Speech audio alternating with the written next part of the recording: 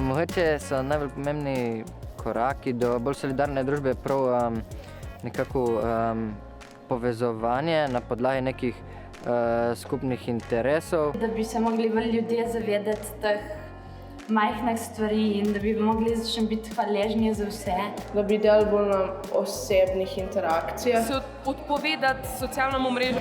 Več druženja med ljudmi. Zmanjša to družbeno apatijo. Treba to začeti graditi na prijateljih, pa na prijateljstvih. Da začnemo zopet razmišljati o družbi kot nekemu konglomeratu osebkov in da začnemo tudi drug drugemu na tak način pomagati. Kaj bi se pa lahko izboljšalo, pa kako se neko več pogovora, več interakcij s drugimi. Ne vem, ustanavljali kakšne skupine ali pa mladinska društva, pač v vsakem mestu bi imelo svoje društvo, ne, ki bi se mladi zbirali pa hangali, ne, tako na tak normalen način, se pravi, recimo, da ni tu prisotnosti telefonov ali pa kaj takega. Mislim, da bi pač vsak mogel izkusiti to, da nekomu pomaga. Nekateri še niso izkusili občutka, kako ti v bistvu k temu pomagaš, kakšen je to dober občutek. In mislim, da če imaš take prijatelje, da jim lahko zaupaš, da oni tebi zaupajo, da se tukaj začne graditi nek tako okolje.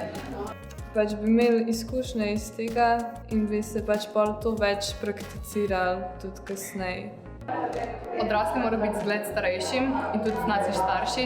Če vidimo starše, da nas bodo spodbujali, da bodo naši starši pomagali nekomu v težavah, bomo tudi mi verjetno se po njih ozirali, bomo bili pripravljeni pomagati. Da se ne več osamljamo, da ne rinemo v neke izolirane družbe, kjer bi se gibali znotraj sami sebe, ampak da gremo širše, da tudi začnemo prepoznavati družbene probleme in jih počasi z majhnimi koraki tudi razrešujemo. Da ni to naše življenje na internetu tako pomembno, ampak je naše življenje, kakšni smo kot ljudi. Pa da ne verjamemo toliko medijem, ampak da razmišljamo svojo glavo, pa da nimamo pogleda samo naravnost, ampak da gledamo v širino.